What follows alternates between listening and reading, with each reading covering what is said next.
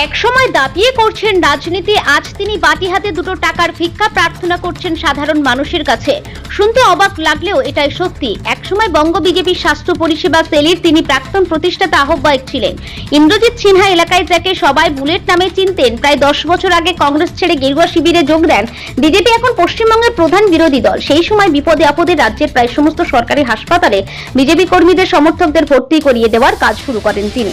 তৎকালীন রাজ্য সভাপতি রাহুল সিনহার কথা শুনে রাজনীতিতে ঢুকে স্বাস্থ্যক্ষেত্রে বিজেপির উপস্থিতি বৃদ্ধির কাজে সেই সময় রাতদিন পরিশ্রম করেন বুলেট। এরপরই দলের রাজ্য সভাপতি হন দিলীপ ঘোষ।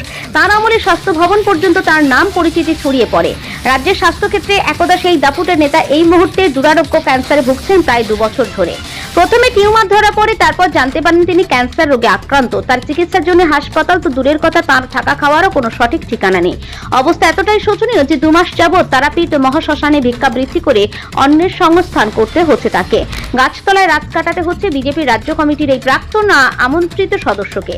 কাঁদো কাঁদো সুরে আক্ষেপের সঙ্গে তিনি বলেন, দলের জন্য এক সময় দিনরাত পরিশ্রম করেছি। পার্টির কর্মী সমর্থকদের যে কোনো রোগে হাসপাতালে ভর্তি করিয়ে দেওয়া থেকে তাদের জন্য সুলভে ঔষধের ব্যবস্থা করে দিয়ে বহু মানুষের আশীর্বাদ পেয়েছি। পার্টির কর্মসূচি আয়োজন করতে গিয়ে প্রচুর ঋণগ্রস্ত হয়ে পড়েছিলাম। তাই আজ নিজের চিকিৎসা এমনকি ভরণ পোষণের ব্যয় বহনের ক্ষমতা নেই আমার। তাই বাটি হাতে মানুষের কাছে ভিক্ষাবৃত্তি করতে হচ্ছে আমাকে।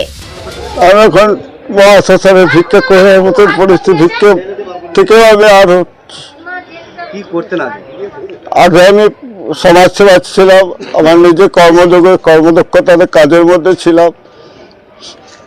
একটি বিভিন্ন রাজনীতি এককালে প্রদেশ কংগ্রেসের সম্পাদক ছিলাম প্রদীপ ভট্টাচার্যের আমলে। তারপরে 2014 সালে আমি মোদিজিকে ডেকে বিজেপিতে যোগ দিয়েছিলাম। আমি যেহেতু প্রদেশ কংগ্রেসের মেডিকেল গুলো দেখতাম, সেই জন্য আমাকে রাহুল সিনহা স্বাস্থ্য পরিষেবা সেল এই নামটা আমি দিয়ে তিনি প্রতিষ্ঠা করেছিলেন 2015 সালে। এখন আমি মায়ের শ্মশানে কি করবো, আমি এখানে যখন নিঃস্ব অসহায় ভাবে আমি কয়েকদিন ভিক্ষা করছিলাম। এখন ভিক্ষা করার মতো নেই আমার অবস্থা। আমি এখানে ভিক্ষা করছি যাচ্ছি, আর কোনো কারণে সহযোগিতা পাইনি। বাংলার কিছু ভাই আমাকে সহযোগিতা করেছে ক্যান্সার ধরার পর, অনেক সময় ওষুধের পয়সা দিয়েছেন। অনেক ভাই আমাকে করেছেন, অনেক ডাক্তারবাবু আমাকে আমি সমস্ত নেতৃত্বের কাছেই গিয়েছিলাম। আমি লকেটের কাছে গিয়েছিলাম, আমি শুভেন্দু অধিকারীর কাছে বলেছিলাম, আমি রাজ্যের সমস্ত নেতৃবৃন্দকে জানিয়েছিলাম। তারা কোনো রকম উচ্চ বাক্য করেন। আমি ওনাকে 2 মাস থেকে চিনলাম। আর এই মানুষটার নাম শুনেছিলাম আমি বহুদিন আগেই, 2013 সালে 14 সালের নাম আমি শুনেছিলাম, কিন্তু তখন অতটা মানুষটাকে আমি চিনতাম না। কিন্তু এই মানুষটা যে ওই মানুষটা সেটা আমি ভেবে পাইনি।